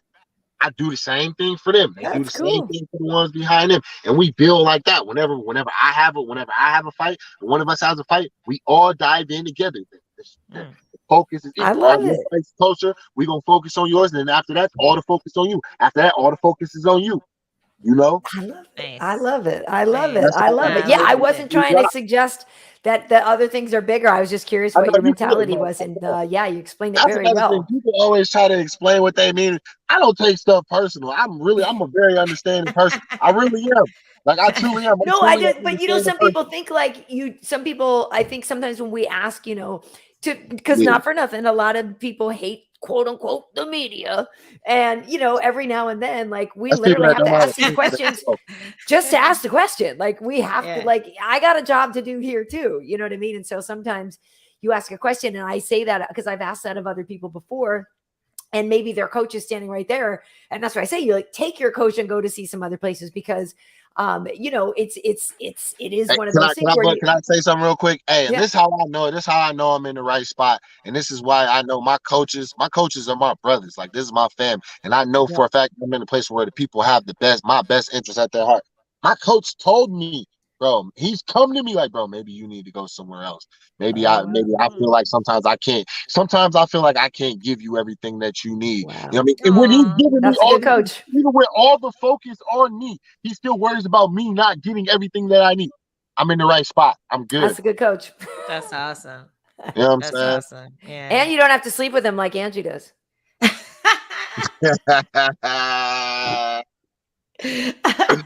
He's Yeah, good well, looking. He's not that that's good my looking. choice at least. This is my choice at least. He's good. He's good. He's good looking. He's not that good looking. Although one of my coaches, you see my coach Justin, the light skin one, pretty much The can't take his light ass. skin one. I'll Can't That's have take to be look his it ass up. tough. nowhere. I Is don't that the know. little guy? The little guy? Not the short one. Okay. The taller one. Oh, The one oh look like J. man, that'd Cole. be tough. That'd be tough. What? I'll have I to keep look. I keep Listen, thinking about that scene in Pulp Fiction. The basement scene. Oh gosh. Oh Okay. no. Why you think Yeah, about that? Don't nobody look like me, right? We're talking about like not wanting to. Oh, yeah. Anyway, Anyway, let's keep it Jamal. rolling. Let's keep it rolling. Anyway. Every time that movie ever comes up, I just try to. Hey, if you're ever back in Stanford, say hi to Jason Strout for me. He was in the New York scene when I was doing Muay Thai in New York, so it's a good friend of mine too. Nice, cool. Yeah. Well, yeah. Listen, I think we've taken enough of your time, and we're just getting ridiculous now. It's And great. so yeah, it's a few weeks from your fight. So I'm guessing you're going hard for Can't 2 more weeks, right? And then you take kind of a yeah. recovery week or so. Shit, it's just business as usual. I go with the flow, how I feel, you know. Yeah. That's it. Yeah, let's do Business as it. usual. How I've been much doing money should I put on you? Yeah, exactly. How much? If you're an underdog, I'm totally. I hate when people say that. I to don't me, think but, you will. I don't think you but will be the underdog, though. you I know think what? you'll be the favorite. I don't think so either. I feel like people are seeing what you did last and what he did last, and they're seeing the openings. They're But seeing you know the what it is, opportunities for game. you. What have you done for me lately? That's what it is. Exactly. Like, But cause you've here's the done, thing. yeah. It's You've done. people are saying, "Oh, I can't. I don't see Hill losing. I don't see." Last fight, y'all couldn't see me winning. Nobody picked me to win. Y'all ain't picked me to win. Nobody picked me to win. Well, What? I think on that one though, honestly, I think the concern on that was just like Paul Craig. if it was the MMA math. It's not even the MMA math part. It was just like, how's your arm? Like literally, is it what it used to be? Is your arm still good? Like I think it was a lot of. It was just kind of that even. My But yeah, the elbow, MMA math was part of it too. Maybe. All right, let's be real. All right, everybody. I got a baby face. I might not have a lot of facial hair. I'm 30. Okay, I'm not young. You know what I'm saying? I got some miles on my body. All right, my elbows wasn't that great to begin with. All right, so I'm good. I don't fall in the UFC with a broken hand, for like busted knuckles, all type of stuff. Yeah. I'm all right. Okay. Cool. Well, I Take just care of love that it. elbow still. Take care of it, and that you just signed a new deal, and so we know we have at least 4 more fights for you, and in 4 fights you could definitely get your way to the title, because if you're already number 12 now, that is very, very much within reach. So if people don't already know, if they don't already know, they should know that they should be watching you. Yeah, for sure. Yes, ma'am. Yes, ma'am. I mean, all I'm gonna do is just keep doing my thing. We're gonna see what happens. Control the thing. Focus on things that I can control. Cool. Well, Angie, thank you for calling your cousin to get him on the show. Well, I had to pull my weight. Fan, just get me up, Bobby. When the barbecue, you know what I'm saying? Yeah. Yo, I don't know, man. Next time I'm on the East Coast. Well, you're kind of like Midwest, right? Like Murder Mitten. When Next time you're in the Murder Mitten. Next time I'm in the Murder Mitten, I'll need you to pick me up from the airport. Oh, you in Cali? Wait a minute, you in Cali? I gotta slide to Cali. I gotta get up out of here. Come through. We're both in Cali. Here's what y'all don't understand. This is what we dealing with out here. Oh my God. Oh no. No. Yo, it's so funny. Someone posted a meme yesterday. It was like everyone else is in a blizzard. And shit out here. I'm out of here. Only reason why I'm here is because my camp is here and I got a fight coming up. If it was not for that, I would not be here right now. I promise you. The minute my fight is over, it's my son's birthday, everything like that. They got school. You know what I mean? Everything like that. Pop's gonna take a little sabbatical. I'm gonna come back, and then Pop's gonna take another sabbatical. We gonna all take a sabbatical. We about it, like winners, dog. Yeah, well, come sabbatical over in San Diego. There's no snow here. We're going to the beach tomorrow, actually. So, not to rub it in. Literally today, I was like, "Oh, it's cold," and I had to close my balcony doors because it was only 68 or 60. I had to put a hoodie on today. I was spoiled. Mad. Spoiled is what you are. Spoiled is what you are. That's right. Hey, well, listen, thank you so much, though, Jamal, for joining us. This has been just really, really great. You got a lot of spirit. I love it. It's so fun to watch you fight, and we're not going to bet against you ever. I didn't from after Ovens. After Ovens, I was like, yeah, this is so excellent. So yeah, I really appreciate you, and I'll see you at your fight because I'm working that one. Nice. Cool. All right. Take Have a it All good right, day. easy. thanks, man. Peace. Thank you. Bye. Have a fun camp. Yeah, what a dude. Dude can spit a Yeah. promo, huh? He can cut a Oh my promo. God. They need to get him commercials, all Totally. the promos, put him in the headline. Like that was really good. I was surprised he was know. able to rattle it off like that. That's one thing that I need to work on for my whatever, my interviews or whatever. And I have some good promo writers who could help me, but Yeah. I don't know. I never feel like just rattling off like that. I need to work on my self-talk, But that's like the get in the thing that mirror and just be like, Angela, you're a fucking badass, and then you start watch cutting Insecure, all talking. this stuff that Issa's Yes, doing in like the mirror, like Issa, just that's like what you gotta do. Issa. I do it. I literally did that this morning while Oh, I good was for brushing. you. I did. No, I did. I gave my thing. I was like, you didn't have anything to do with that. That was all you. That was you. That was You you, are a bitch. badass. Yeah. No, I did. I literally did that this morning. You Yes, got to do I'm it. so proud of you. I'm gonna do it. Maybe not tonight because then I'll be all hyped up and won't be able to sleep. But I'll do it in the morning when I wake up Yeah, before you I go need to, train because and I stuff. did. I was Yeah, like, that's right. You got to do it. yeah. You got to do it. But yeah, no, that was excellent. I'm curious what our viewers are thinking about that, because yeah, a lot of people were thinking, yeah. So Skisonic is saying great interview, ladies, and good luck to Jamal. Everybody, Joe Bose is saying great Yeah. interview. Everybody, yeah, that was awesome. Like he was yeah, no, he was fired up. I love that. So that is going to be Yeah. really fun to plus he's got a couple of weeks before that fight. So yeah, we can probably even cut some of that up. And I love that he yeah, it is really interesting to think though, like now it seems that there's such a more of these younger fighters that are coming in who literally just jumped in and started doing everything from like age Right. 15. So Right. it is curious the fact that he, even though he was out there messing around, was like, I'm gonna be a professional athlete. Like it is kind of Yeah, and he weird. just Like knew it. He just yeah, knew like it. I'm just messing around for a few years now, but I'm definitely gonna go be a professional athlete, because so many people are just on that track from so Mhm. young. Well, I remember a long time ago, before I ever had a fight, how scary the idea of getting in a fight is. Yeah. And I don't know if you Yeah. still have that, but it's something that, like, when you're a kid, you think if you get punched in the face, you're gonna die. You know what I mean? Like, it's this fear that's innate, and you are afraid of confrontation because of it. Yeah. So when you have a person who is so just on the other side of the spectrum, when you have someone who's just willing to fight, wants to fight, craves to fight, and then they get in these fights and they're comfortable there, that's such a Mhm.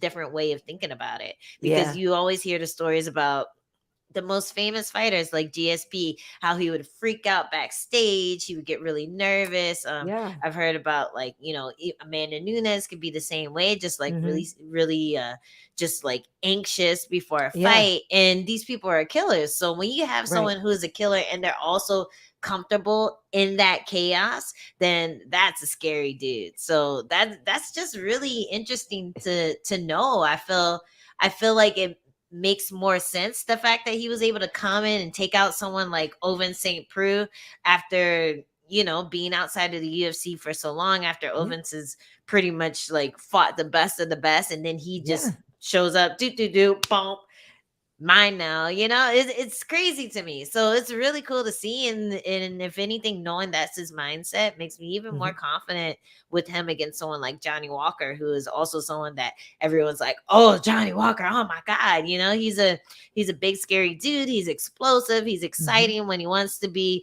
he can reel it back to try to get that win. So there's a lot of problems there, a lot of threats, and I feel like Jamahal is more than capable of taking him out. Well, what's interesting too is the idea that people say you can't teach heart. So if you're already a guy who, I'm not saying maybe heart's not the thing that you needed in those street fights, but composure, ability to stay focused under stress, because I personally would imagine a street fight could be a lot more stressful than a fight at the Apex, because in a street fight, you don't know who's pulling out a 9 or whatever. Like, you don't know who's jumping in. You don't know who has like a concealed little So I would think the stress level would be way higher.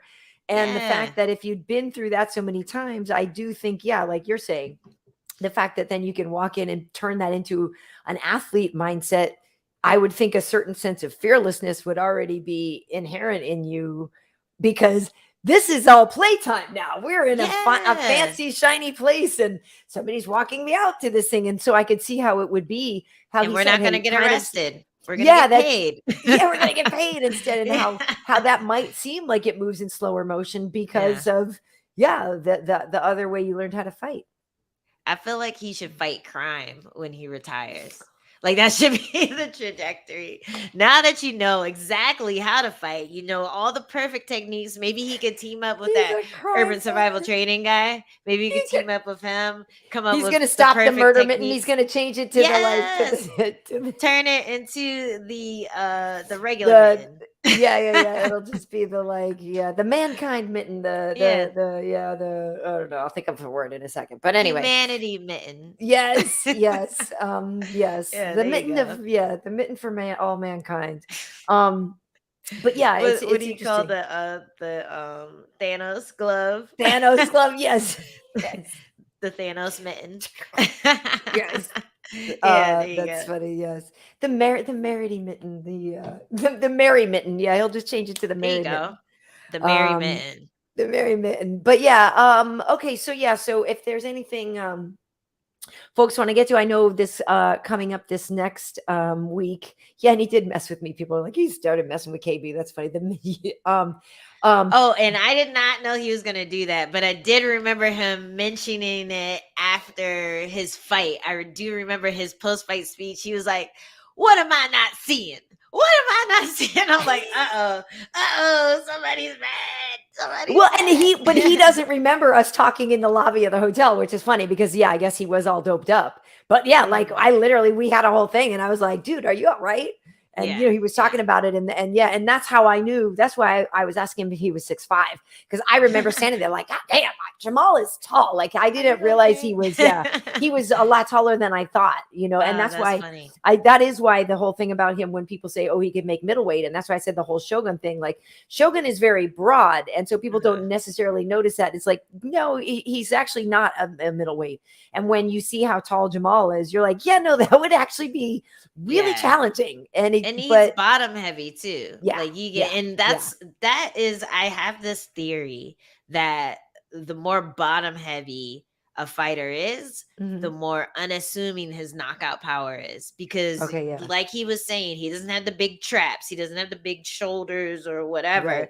Right. But he got the booty. He got the hips. He has the legs. That's what drives that punching power. So a lot of times people can see your upper body and they're like, oh, this guy probably doesn't hit that hard. And then bam, out of nowhere, like you get cracked and you don't know how that happened or why it hurts so much. And that's why, because it's all from that ground connection, the core connection from your feet to your core, to your shoulders, to boom.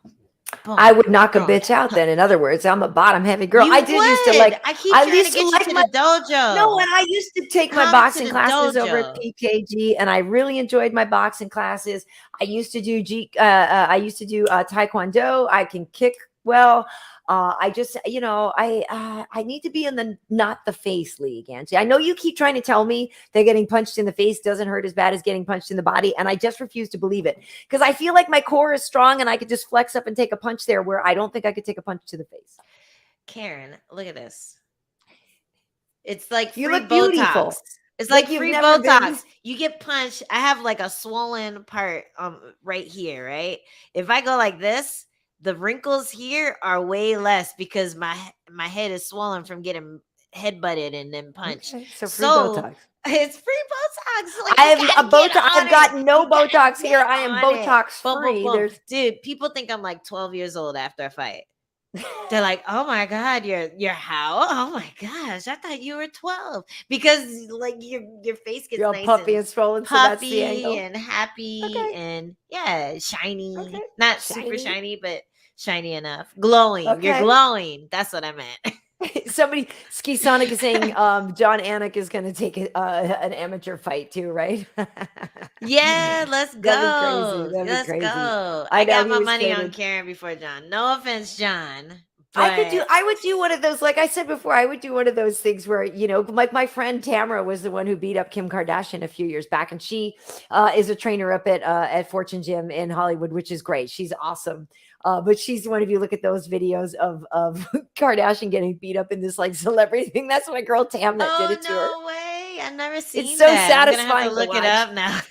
Very satisfying to watch. Yeah, and I'm sure yeah. Kim felt happy about the way her face looked afterwards. Yes, free exactly. But Botox. you It's like can see her. it's like an acid pill or whatever you do, and Totally. acid yeah. pill. Yeah, this weekend, Sean Strickland and Jack Hermanson are fighting. Yes. I do think this is a turn. I don't want to say a turning point fight for Sean, but it's kind of a turning point fight for Sean because he to date has had some impressive wins. But when you look at the resume of the people, he's taking a step up now in the quality of his competition when you're talking about Jack Hermanson. So I think this is going to be an important test for Sean. I think he's shown a lot of ability, and it will be interesting to see how he fares because Jack is somebody that's really, really good. And even though he's not a guy that talks a lot of game and doesn't spit on the mic, he's incredibly talented. Took out Kelvin Gastelum really quickly over on Fight Island with that heel hook. I mean, I know he didn't win the fight to Cannonier, but Jared is, Jack Hermanson is very dangerous. And I'm looking forward to this fight in a lot of ways. But I think it's going to be, we'll see a lot about what potential Sean Strickland really has after this one. For sure. I think his last fight was Uriah Hall, right? Sean Strickland's was. Right, yeah. Yeah, and that was one of those fights where a lot of people were like, oh, Uriah should be able to handle him easily. And Strickland just outclassed him. Like in every moment of the fight, he was winning that fight. So it was really telling to what his pressure does to people and how his volume just kind of stifles people. They're not able to think. They're not able to get on a rhythm because he is kind of awkward with his rhythm, and he's just right in your face, kind of like what Jamahal was saying, just right in your face, like right in the fire zone and danger zone, but always throwing, always connecting, and then always like talking too. Like he didn't really talk this time. But a lot of times he's saying stuff, he's getting in your head as the fight's going on. And it's a lot to deal with. It's a headache. It's a headache to deal with. And a lot of times you have these headache fighters where you're not sure if it's the gimmick or if it's the skill that's gotten them that far. But a lot of times it's a little bit of both. Like look at Conor McGregor. A lot of his success came off of before the fight even started. Just him talking shit, getting under these people's skin, like getting under the skin of legendary fighters like Jose Aldo, like Eddie Alvarez, and just making those first moments so anxiety ridden that Conor was always had the upper hand as soon as the fight started. And then, as the fight goes along, a fighter is able to forget about all the extra drama and just focus on the fight. But those first few seconds are so nerve-wracking when you have all this drama coming into the fight. So fighting someone like Strickland, that's a big advantage that he has, just being able to make someone nervous about getting in there with him and it being awkward.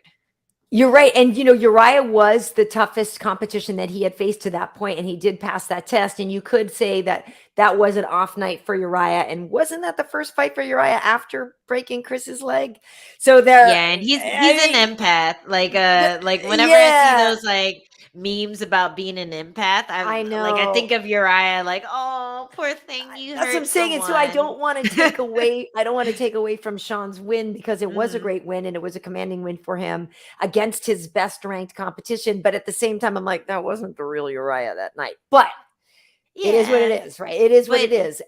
You never know when you deal with someone like Uriah Hall, who has had these hit or miss performances. Because he's so good when he wins, people like to say that it was an off night when he loses, when it could just be like the pieces didn't connect that night. Like you have two things. You have a foot, you have a chin, and they have to go like that in order to get like this spectacular knockout. And a lot of times it's like, ugh, Just ugh, not quite there. yeah, yeah, Yeah. exactly. So I don't want to take away from Uriah Hall's skill, but I also don't want to Yeah. take away from Strickland's win, Strawn's because win. what Yeah. he does is something that a lot of fighters should mimic. Like the fact that he gets in the pocket, he's always going, his cardio is always on point, and it's death by 1,000 cuts. It's this Yes. pitter patter. It's a lot like Colby Covington, Yep. just like the pitter patter, the level changes, Volume. the hitting, the counters, all of that is frustrating. It just frustrates you, and then you don't know how to win the round, because every time you think, oh, I know what I'll do, you're getting hit in the face. Totally. It's annoying. It is. I hate It people is. like that. Yeah, It's yeah. tough. Yeah. It's tough. It's tough. Well, yeah. So we have that to look forward to. And meanwhile, we're still just waiting for you to get another fight booked, huh? So you're just training. Yeah. Training, beating Okay. up blue belts. Hopefully I'll get promoted. Oh, I wasn't supposed to say it out loud, but I don't think my coach watches this. So as long as you Good. don't say it out loud, then you can Right. get promoted. Yeah. Okay. So Nice. hopefully, fingers crossed. And I don't know. Do people have any questions in the chat? I know people were talking about Bellator. Did you catch any of that? I only caught the last like 3 rounds of Ryan's fight. I was out. Okay. And so I didn't, but no, Kevin is saying I thought Shek was retired. No, Shek will fight Ryan. I believe they will put that fight together. Oh, nice. Yeah. I was happy with the judging on that fight, because I felt like it I was know what I wanted to ask you. restraint versus actually hitting. And whenever you have someone who's wrestling but not hitting, once they get it to the ground, then it pisses me off. Like if you're not hunting for a submission, or if you're not trying to land ground and pound, you're just holding to hold, that pisses me off. It's like the Roy Val fight that our boy Roy Val came in one of the other episodes. Make sure to watch. I think it was 47 or something. Brandon Roy Val, in his fight, he fought a guy who just held for dear life and didn't do anything once he got it to the ground. And I feel like that was what Ryan Bader's opponent was doing. And he was doing it well, but at the same time, it's like, come on, dude, it's a fight. You're not a bouncer at a club, like you're not going to get sued if you hurt the guy. Like try to hurt him, because otherwise you're just stalling the fight. So I was happy with the judging for that one. I hear you on that. That reminds me of the question that I had, because I was watching some things on Twitter today, and Scott Coker at the press conference was talking about Kat and Chris Cyborg. So this is something that's been ongoing, and I know that you're a friend of Kat's and know Kat pretty well. You guys used to train together a lot. I don't know if you still do. Yeah, every now and then. Yeah. Right. Yeah. So it's kind of been this ongoing thing that Kat has said that she wanted to fight Chris. But then Chris says, okay, let's fight. And then Kat says, so the storyline, I'm not picking a side here. The storyline is that Kat keeps asking for more time, and that Chris is not agreeing to drug tests. So do you have any insight to this and what? Because again, they keep going back and forth. And again, it was on Twitter today, and Kat was saying, I hear Chris won't, agree to drug tests. And in the sound bite from the press conference, Scott was saying Kat wasn't ready to fight her and Kat needed the time. So I'm just curious what's going on. From what I heard, Kat was given a name, and it wasn't Chris, and she said okay, and then that was never announced. So it's kind of a weird one, because you're wondering. I kind of feel like Kat should call Chris and they should actually talk about it. Just talk. Yeah, sometimes you'll have weird things happen. Like I've had it in the UFC where I'll hear something from one side's corner, and then they'll hear something from my corner, and neither of us, once we talk about it, like neither of us are in agreement with what either of us heard. So it's just one of these weird things where it's just like, man, just book the fight already. So I actually don't know about the drug test, but I do know that Kat was given another name, not Chris. So I'm wondering, is that because of the drug testing, or is it because she was just given another name? Because like I think Kat is willing, like more than willing to fight Chris Cyborg. She's Mhm. talked about it numerous times. She's very into the idea. She wants to test it. She's one of these crazy people who want to fight Chris Cyborg. Like she wants to test herself. And I fully support her willingness, her curiosity. But if it were me, I'd be like, fuck that hoe. Like, no, thank you. Not trying to die today. Thank you. I would Not like trying to at die least today. a year of drug testing before we do that, but Kat's a gamer. She's a gamer. She's a trooper. She's always had that heart and that drive, and she truly does want to fight Chris Cyborg, but we'll see if it actually happens. I'm pretty sure it's gonna happen this year. Like It'd be exciting. If Kat's successful in her next fight, I forget who the name was, but I was a little sad because I thought she was fighting my girl Leslie Smith, but I think she has a different name now. So she wasn't like, there was never prep for Chris. Like, I don't know where that part of the story is. Maybe Chris's camp is saying that Kat is scared, but she's not scared. She's they keep fight, pointing out that she just keeps saying she needs more time. Yeah, and if the drug testing is true, then maybe they're just trying to get her to commit to fighting her without the drug test, because that happens a lot too. Right. So Joe Boza is saying Angela's right. Kat tweeted that she was given a name and it's a title eliminator on March 11th. Ah, okay. So we'll see who earns the opportunity to fight Cyborg. Yeah. I know. Well, yeah, I think we got all the questions in here, it looks like. Yeah, all right. Well, that was fun. It Super was fun interview. Yeah, with so on Jamahal. Tuesday night, Jamal has a fight coming up on February 19th. So that will be with Johnny Walker. But yeah, we on Tuesday, Hanato and I are going to talk to Rashad, our buddy Rashad Evans. Nice. My cuz, since you just had your cuz on this one, we'll talk about Rashad and his win this weekend and stuff. So that's always fun that we do that. 7 o'clock. We moved it an hour earlier, so now it's 10 Eastern, 7 Pacific on my KB Heat Instagram, and then we do the after party over here. And actually, Ange, I was just thinking you should come on the after party on Tuesday night. We start that around 9:15 because with Hanato being a 27-time jiu-jitsu champion and with you having just done your jiu-jitsu tournament, I feel like maybe you should come on and talk a little BJJ on Tuesday night. No, I'm still just a blue belt. He's the black belt, so I'm still getting used to all the vocabulary and the OC. I'm gonna send you the invite. I feel like you should come on Tuesday night after party and talk to Hinach about some jiu-jitsu. I don't know. All right, maybe. If I get a little time, it's an early night for me. But if I get a little nightcap, I'll come drink it with you guys. Well, you should, because and people should know. Last week we had Chris Weidman on Tuesday Night Festivities, and Chris Weidman and Hanato years ago they got into a thing at Henzo Gracie's in the basement at Henzo Gracie's, right? So they got into this whole thing. So we had Chris on, and it was a little dicey at first, but we were able to work through some stuff. And they're friends again, and so they were talking about training together and like having him out to come and train with them. So I'm just saying, magic happens on Tuesday night festivities. Well, what you should do is get Chris Barnett and Jamahal.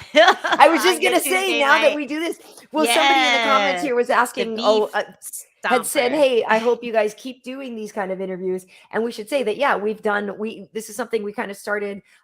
We've done about 6 of them now, right? So like Chris Barnett was on, and Brandon Royval, Adrian Yanez was on. We had Francis. I mean, Cyril before Francis's fight, Cyril came on with us before the big fight. And so the Cyril one is like, oh my God, he is so... He was so sweet.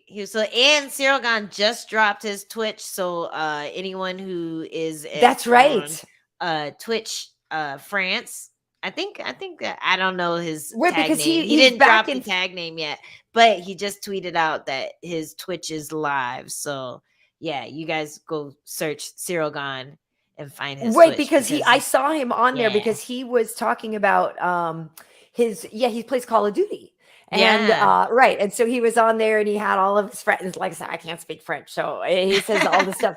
And but yeah, so he had all of that on there about his gaming. And yeah, so we are starting to do this, and a lot of the time we're talking to some people who kind of are, well, obviously Cyril was not like on the way up, but it's like we do Yeah. like to highlight some of the I folks mean, that maybe relatively, he's only Yeah. been in the UFC for a few years. It's true. So Motherfucker. there's a couple of people that I have in mind. I've seen some up and comers that I'm like, oh yeah, they have a fight coming up, so maybe we want to talk. Yeah. But if you guys have ideas for people that you'd like to see us talking to, Drop it just in let us know. But chat. yeah, you should go and look back at our other episodes, because we have had some really fun interviews with people like Adrian Yeah. Yanez. Like he was literally in the hospital with his baby and stuff. That was so crazy. And what a gentleman he was. But also, Mean Hakeem, he fights this week or next So weekend. good. And he was on our last show as well. So make sure to check that out. His backstory is insane. It's so inspiring. Yeah, definitely check it out. Is worth a follow, worth a listen to. And you'll definitely be a fan of him, as you are all our guests after listening to that interview. For sure, but the Hakeem Dawodu thing kind of blew us away last week. Like, Yeah. both of us are sitting there like, dude, what? Like, Wow, that's dude, what, what? oh wow. Oh, really? Like, What damn, happened there? Like, what? Yeah. damn, Yeah. And like, so that was a he's lot to come out of. and he's yeah, like you said, he's fighting this weekend, and he has a stand-up fighter now. He's fighting Mike Trezano from The Ultimate Fighter. And Hakeem, the last couple of fights of his, he's been fighting guys whose last names ended in Av, so you know what that means. Yeah, trying to And sit so on you. this time he's got somebody who's a stand-up fighter, and Hakeem is fired up to just let them hands and knees and feet go. So yeah, for sure, check that out. That was episode 49. So this was episode 50. You can also find us over on Spotify, Apple Podcasts, and iHeartRadio. But Angie, where can everybody find you on social media? You can find me at Angie Overkill on Instagram and Twitter. You can find me at Angie Overkill on Twitch. We also put the show on my Twitch if you're watching on YouTube or Twitter. And you can find me at Overkill Hill on TikTok. And you can find me on Sirius Radio. I remember this time. Sirius Radio, MMA Fight Nation. I forget the channel, but I'll be on for the next couple of Mondays covering for Misha Tate, and I'll be on Wednesday morning as well, every day, 11-ish, or no, 12 to 2 Eastern. And the cool thing is I guess you're covering something. Sorry, go ahead. You're covering for Misha, because Misha's going to be on Celebrity Big Brother. And the funny thing is my friend Tony is the director of that show. My friend Tony McEwen, who used to be my director at FS1, he directs Big Brother. And, Misha, it's announced that she's on the Celebrity Big Brother. So that's probably why you're filling in for. Wait, but isn't she in Fight Camp? How can she be in Big There's Brother? There's that too, but I don't know, unless Big Brother was taped. I thought Big Brother was live though, and you could vote on it. So I didn't that's what I thought too.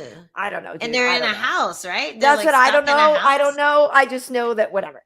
But yes, okay. So for me, on Instagram, you can find me at KB Heat, and that's where we do start the Tuesday night festivities. And over on Twitter and YouTube, it's Karyn Bryant, Karyn. Bryant as in Kobe, no relation, but may he rest in peace. Yes, but so look for these shows. This is episode 50 of our show. Angie and I do this every Sunday night, 8 Eastern, 5 Pacific, and we really like interacting with you. And again, we are here for the hardcores as well as the newbies. So if you have questions, there's never a question that's too dumb for us, right? Yup, ask away. We will answer. And big up to Ski Sonic for putting in that Twitch Cyril Gone link. It's Cyril Gone Bond Gaming. Awesome. I guess that means good gaming in French. Yeah. Nice. All right, cool. Well, thank you so much for checking it out, folks. We'll see you on the next one. Bye.